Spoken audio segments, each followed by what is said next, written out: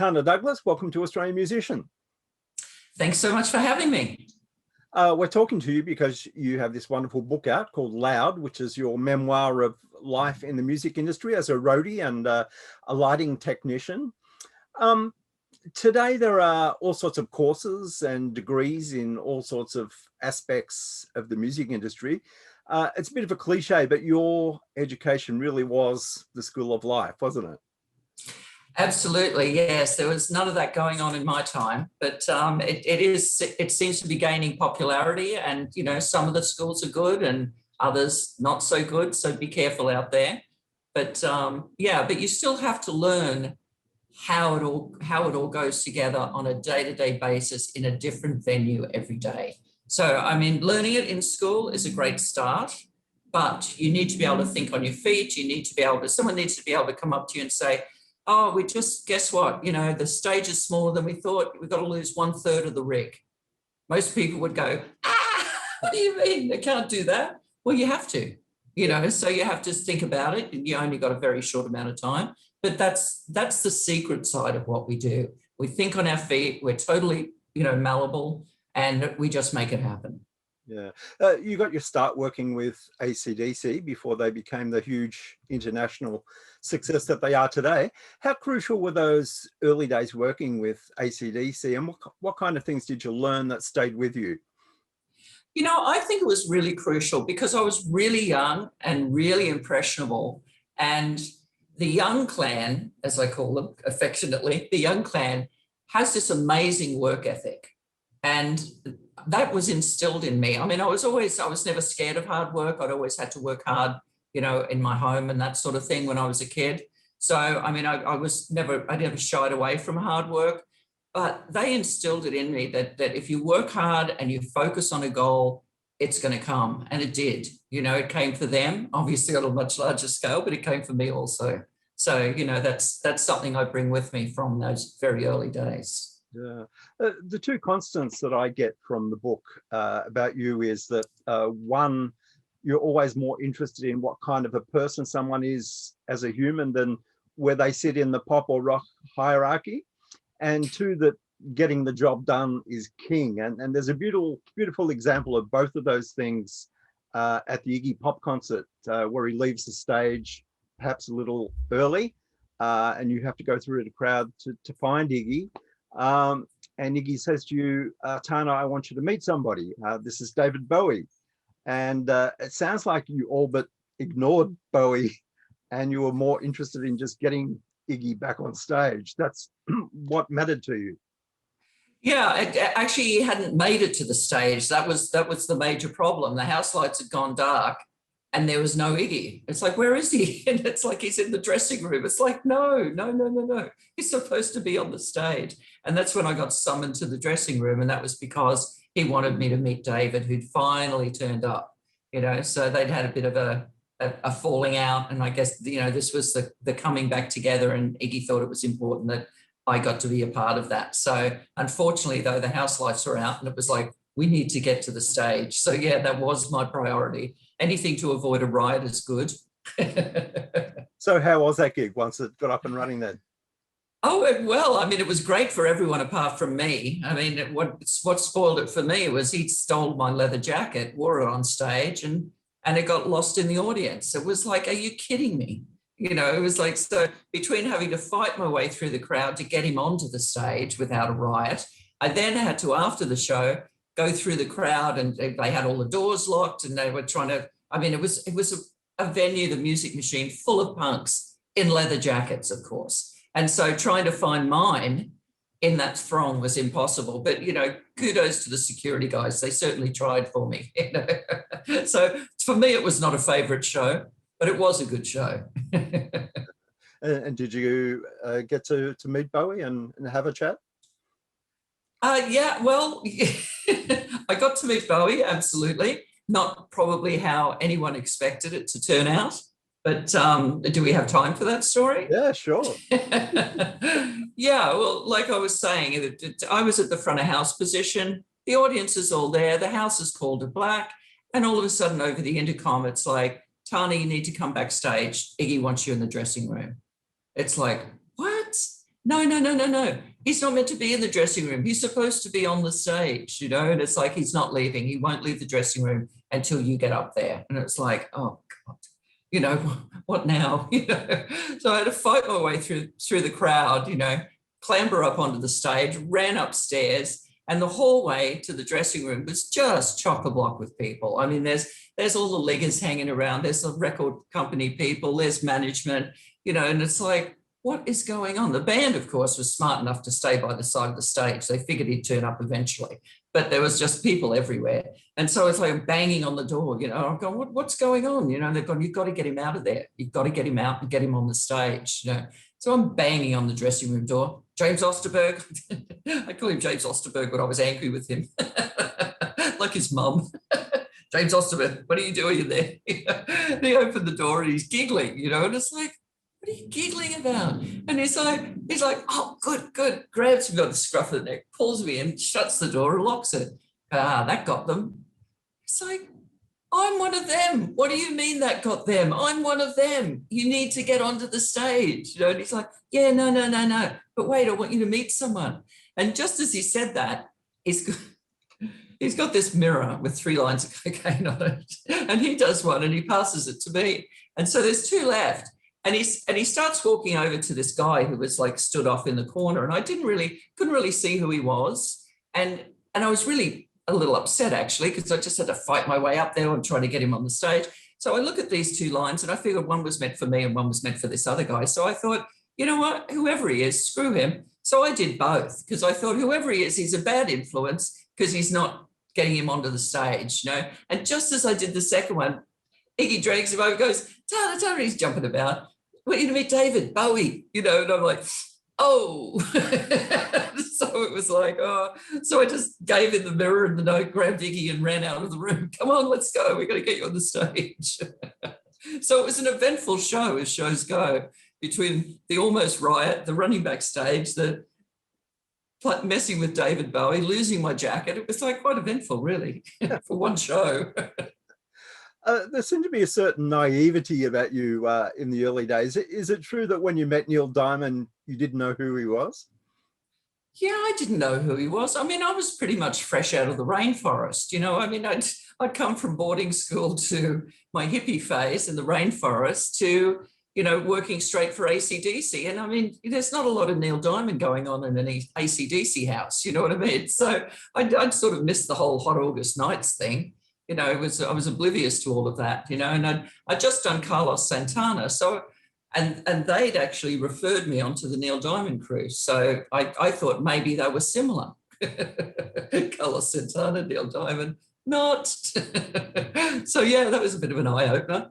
Yeah, but you ended up getting along quite well. You ended up sitting on a beach with him. Absolutely, yeah. I mean, that started they had a pre-tour party get together for all the Australians to meet with all the Americans, because we're all going to be going off on this tour together. So they had this, this bash at this hotel in Melbourne. And, so, I mean, I had to go because I was working as part of the American crew and I hadn't met any of them yet. So I went to meet them, I walk into this reception and I just sort of like, it stopped me, and I'm like, whoa, wait. It was a room full of satin. It's like, oh no, satin jackets, satin pants, satin shirts. I'm like, oh, I'm not a satin girl. And I'm thinking, Carlos Santana, what have you done to me, you guys? So I kind of sheepishly meet a couple of people and I'm thinking everyone's so old. I mean, I'm 17 at the time and I'm looking around the room and I think it was the satin that was doing it. It just made me think everyone was so old and I had to get out of there. It was like, so I sheepishly said hello to a few people, then bolted for the door. And just as I was getting out the door, this guy follows me and he's like, oh, hey, where are you going? And I said, oh, anywhere out of here. I got to go. So I keep going. He grabs a bottle of champagne and follows me. And he's like, well, where are you going? He says, can you show me the town? And I'm like, there's nothing open in Melbourne. Like it was, I don't know, it was maybe 11 o'clock at night or something. There was nothing, to go to, and in those days, you know what I mean? So I was like, oh, and he's gone, I've got a car. And I'm thinking 2 things. Hope he doesn't get in trouble for stealing that bottle of champagne. And then the second one is, oh, free lift home. This is good. So, but just as he says that, a car pulls up all right, but it's a limo. And I'm like, whoa. He goes, yeah, hi, I'm Neil Diamond. And I'm like, oh, no. So we ended up, I mean, there was nowhere to take him really, but I did get a free lift home, which was good. But so what we did is on the way, we stopped at Middle Park Beach and we just sat on the beach and swigged out of this bottle of champagne and chatted for an hour or two. And then as a nice, fine gentleman, dropped me home and went back to the hotel. So yeah, it was good. And we actually remained friends actually, which is quite nice. That's great. Yeah. You're acknowledged as being the world's first female roadie. When did you first become aware of other women in your field? Well, it was a few years, absolutely. You know, I mean, touring nonstop. I never had any females on a crew with me until 1983 was the first time, and that was another Australian girl, actually, Debbie Vincent.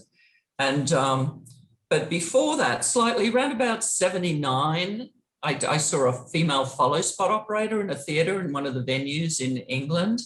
And I think there was a stagehand somewhere as well.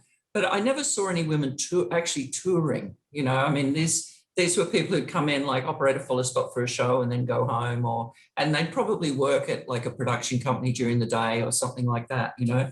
So, but to actually get women touring as an independent person, you know, gradually, you know, women had come out on the road because they were girlfriends with the tour manager or something. So they'd become an assistant in the office, you know, the production office during the tour and that sort of thing. So that was one way of opening the door, which was good because it got women working in the industry. But as far as being a solo person out there and this was your career and this is the only thing you did, it was a long time, yeah. Yeah. So how have things changed for female road crews since you started?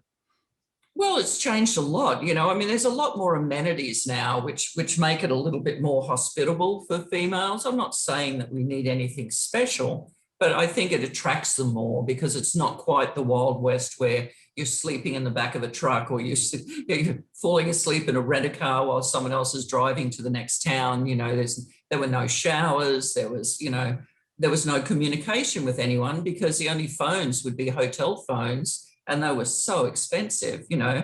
Occasionally you managed to bust into an office at a venue somewhere and make a couple of quick free calls. That'll get you in all sorts of trouble. But now, you know, there's Zoom, there's Skype, there's FaceTime, there's, you know, so, you know, people with families or people who need that connection more to complement the life of touring can have that, you know.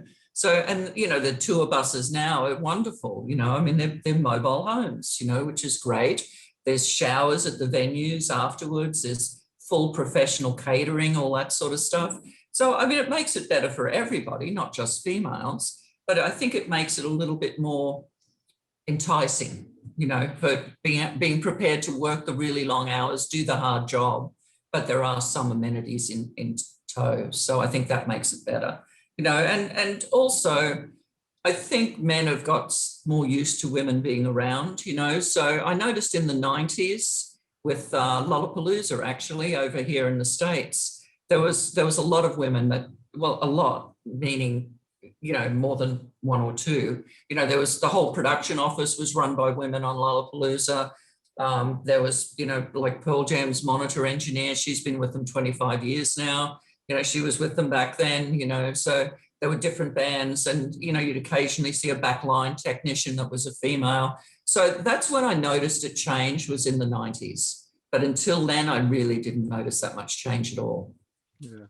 What advances in technology have impressed you over the years in regard to production and lighting? Well, I mean, the technology is amazing, isn't it? I mean, it's computerized. I think it's a double-edged sword as far as lighting goes, because a lot of people now will program their whole show and they will do everything by a code. Like they'll put in and they'll do like light color research, what color should go with what other color, as opposed to just using your eye and seeing what it looks like, you know. So I think that's a bit of a downside, really, you know. And they call it busking now. If you actually just light your show free form, it's like busking. And it's like, well, no, that's how we do it. You have to have timing. You have to have that sense of timing. You've got to be able to hit the button before the beat. So by the time the light registers, boom, you've got the sync.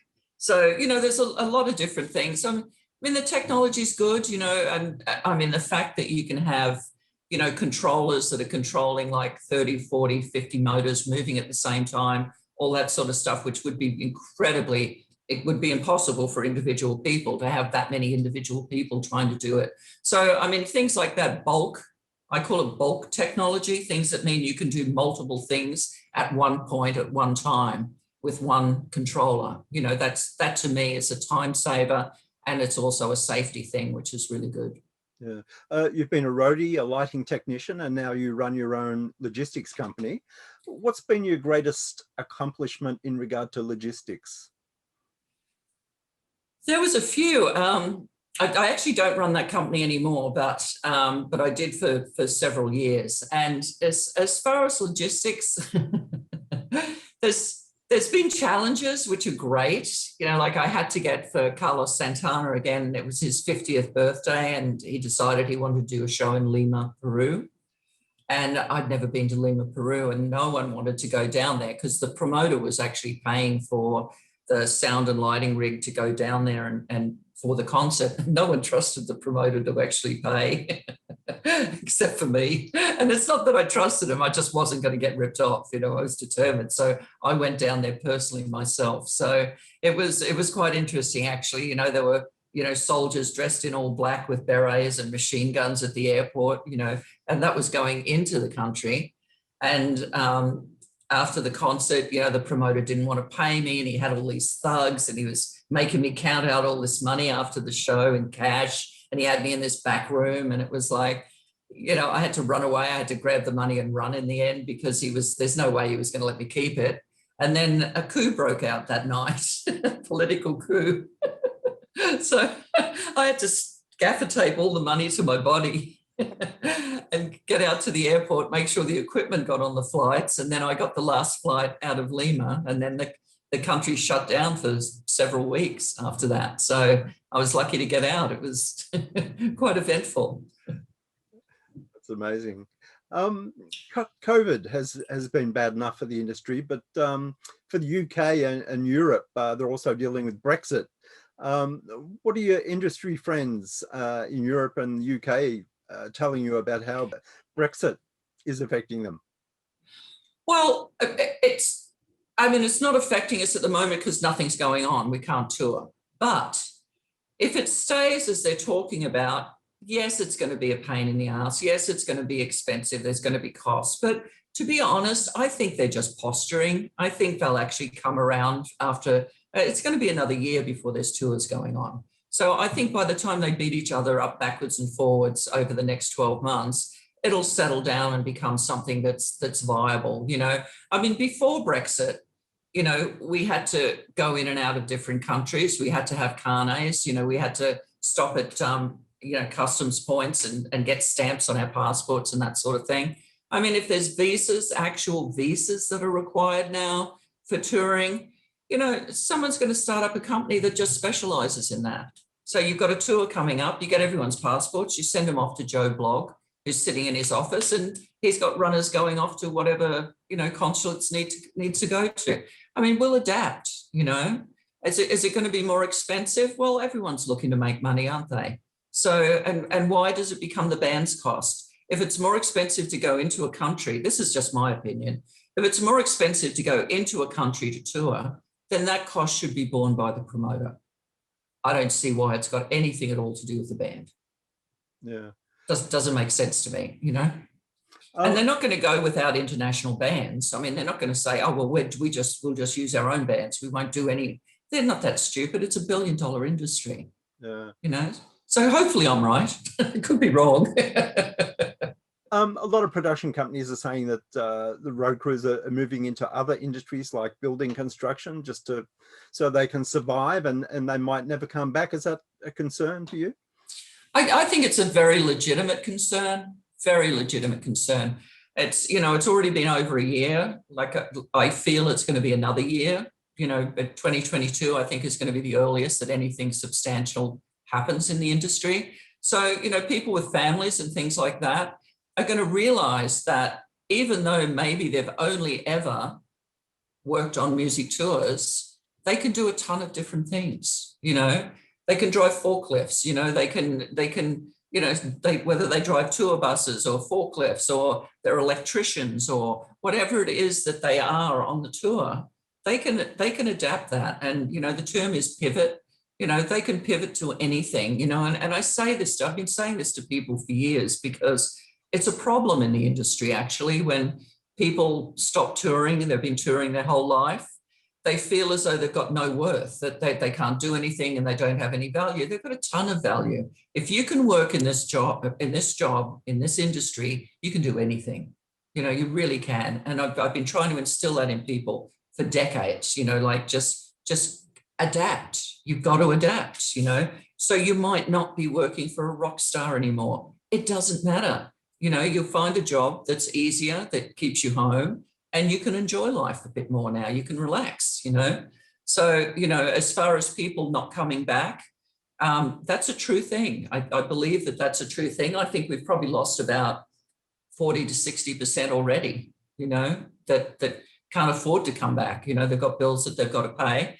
And, there's young kids as well, like we started out with, who have just graduated out of these colleges. So they've just graduated and they're graduating into a market that doesn't exist, so they're all going to be really hungry to learn, and I mentor these guys, and I'd say to them, get into production companies, do whatever you can, do an internship, learn, just because you're a lighting person, learn something else as well while you've got the time. Learn video, learn something, because there's going to be less jobs and more people.